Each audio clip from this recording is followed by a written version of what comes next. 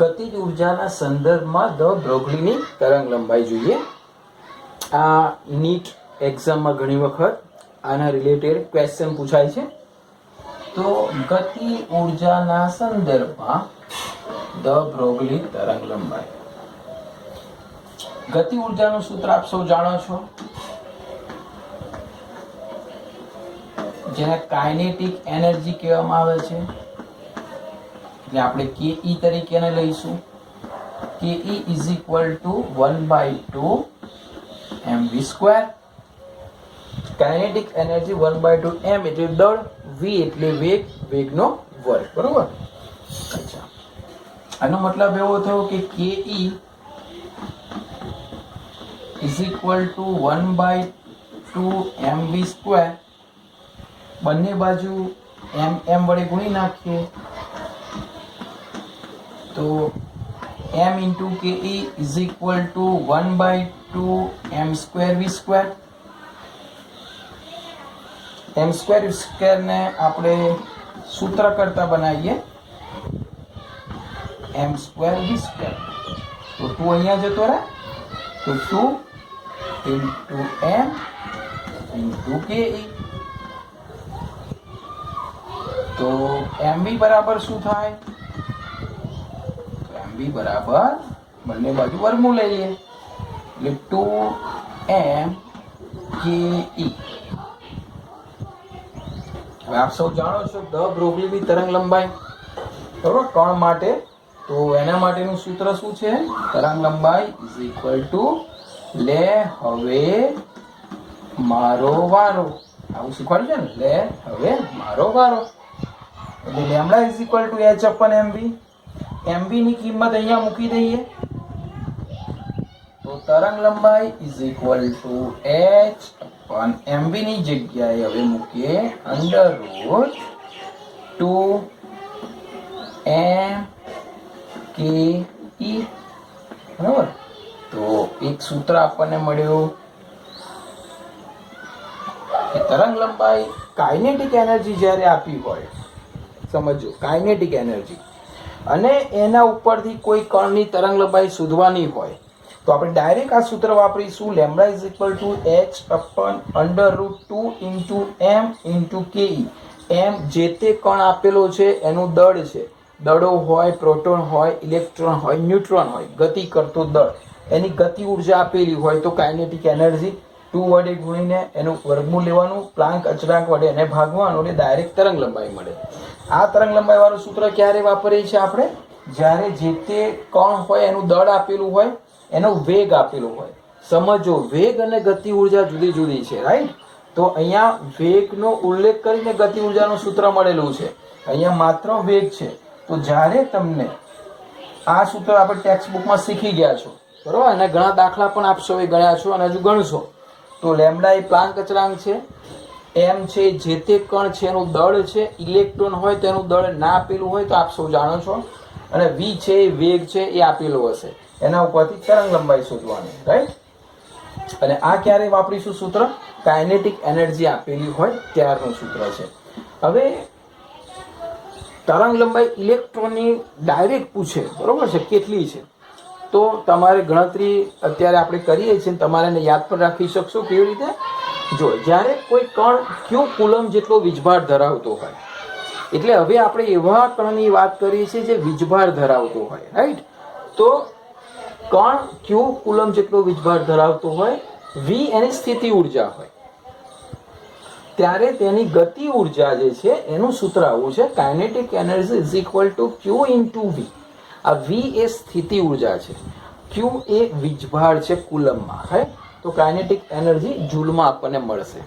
તો લેમ્ડા બરાબર આપ સૌ જાણો છો h/, આ જે સૂત્ર સાબિત કરીએ h/, આ તમને મોડે યાદ રાખવાનું છે, 2m ke. આપ સૌ જાણો તો ઇલેક્ટ્રોન માટે પણ લાગુ પડે, કારણ કે એ પણ કણ છે, રાઈટ? તો kinetic energy is equal two વીજભાર અને સ્થિતિ ઉર્જા ઇલેક્ટ્રોન. તો આને આવી રીતે લખાય, lambda is equal two h/√2m QV. Kinetic energy is equal two QV. તો K ની જગ્યાએ QV લખીએ. અચળ કઈ સંખ્યા? H પ્લાન્ક અચળાંક. 2 અચળ સંખ્યા. M ઇલેક્ટ્રોનનું દળ છે. ઇલેક્ટ્રોનનો વીજભાર પણ ખબર છે, રાઈટ? હા, ખાલી એની સ્થિતિ ઉર્જા આપણને ખબર નથી. તો આ બધાની કિંમત મૂકી દેશો ને, તો ઇલેક્ટ્રોન માટે lambda is equal two 12.25 upon આ બધાની કિંમત મૂકીને વર્ગમૂળ અને h વડે એને ડિવાઈડ કરીશું. તો અંદર કોણ રહેશે? સ્થિતિ ઉર્જા, એંગસ્ટ્રોમ. કારણ કે તરંગ લંબાઈ છે ને અહીંયા એંગસ્ટ્રોમ એકમમાં આપણે લીધેલી છે. તમને મીટરમાં પૂછે, અને મીટરમાં કન્વર્ટ કરવાના, સેન્ટીમીટરમાં પૂછે, સેન્ટીમીટરમાં કન્વર્ટ કરવાના. તો એંગસ્ટ્રોમની અંદર આપણે તમે આ સૂત્ર યાદ રાખશો. એટલે આનો મતલબ એવો થયો, જો તમને એની સ્થિતિ ઉર્જા આપેલી હોય ઇલેક્ટ્રોન અને એવું પૂછે કે એની તરંગ લંબાઈ કેટલી, બહુ સિમ્પલ સૂત્ર, 12.25 અંડર રૂટ સ્થિતિ ઉર્જા એંગસ્ટ્રોમ. બરોબર? તો આપણે નીટ અને GEE માટે ખાસ યાદ રાખીશું, આ સૂત્ર પણ યાદ રાખીશું. બરોબર? આટલું લખીએ.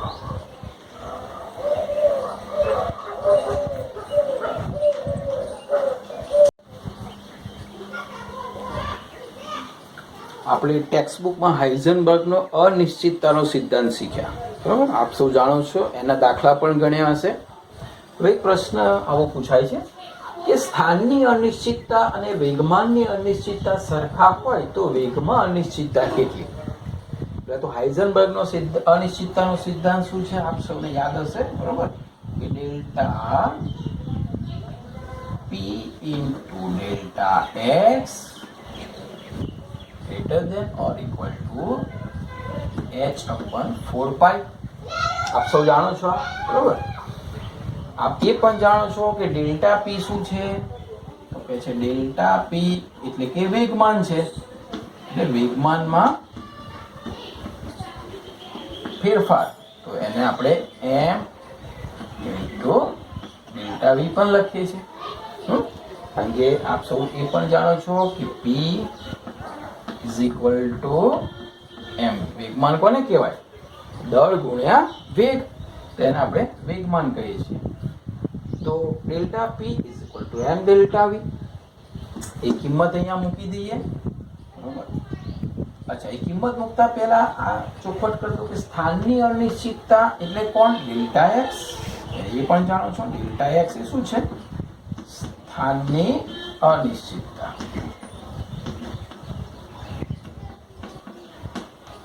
વેગમાનની અનિશ્ચિતતાને આપણે શું લઈએ છીએ? Delta P.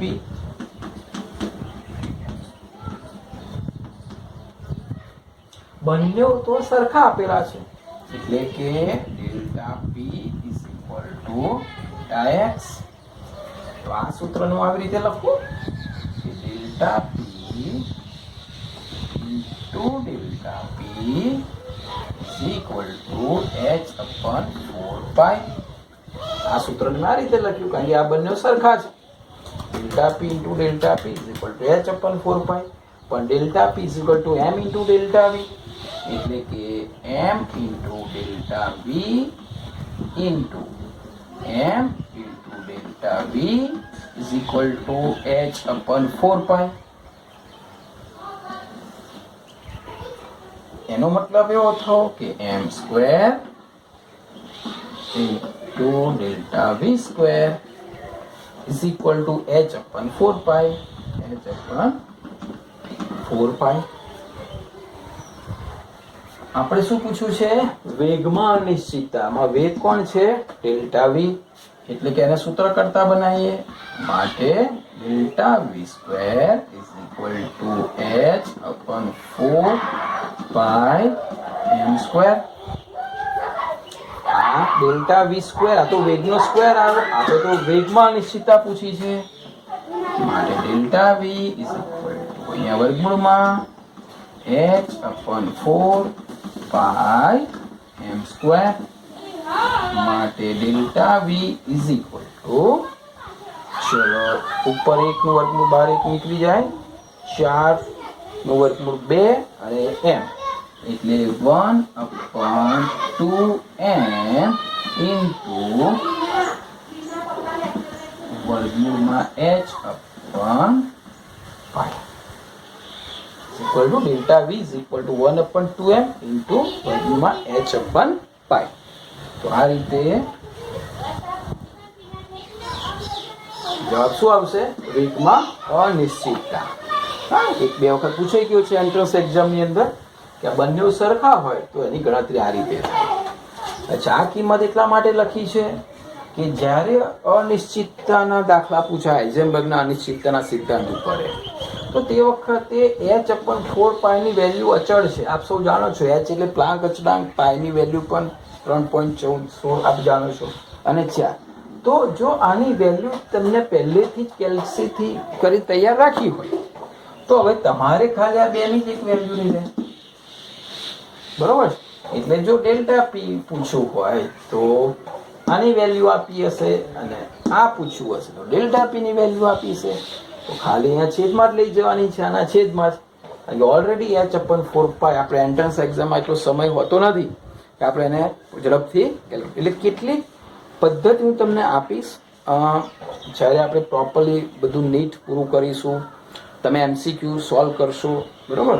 અને સ્કૂલ જ્યારે રેગ્યુલર ખુલશે ને તે વખતે હું તમને કેટલીક ટિપ્સ આપીશ કે ભાઈ કેટલાક દાખલા એવા હશે કે જો તમે કેલ્ક્યુલેશન કરવા બેસશો એક્ઝામમાં તો 5, 7, 8 મિનિટ પણ લઈ લે. તો આપણે એવા દાખલાને કેલ્ક્યુલેટર વગર કેવી રીતે ગણવા, રાઈટ? કેટલી વેલ્યુ આપણે અમુક વેલ્યુ ટોટલી કેમેસ્ટ્રીમાં જે કંઈ આવે છે દાખલાની એ ડાયરેક્ટ સીધી વેલ્યુ આપણે પહેલેથી ગણતરી કરીને તૈયાર રાખીશું. એ જેમ જેમ આપણે ભણતા જઈશું તેમ તેમ હું વેલ્યુ આપતો જઈશ, અને આપણે લાસ્ટ ટાઈમે તમને ટોટલી બધી વેલ્યુ આપીશું.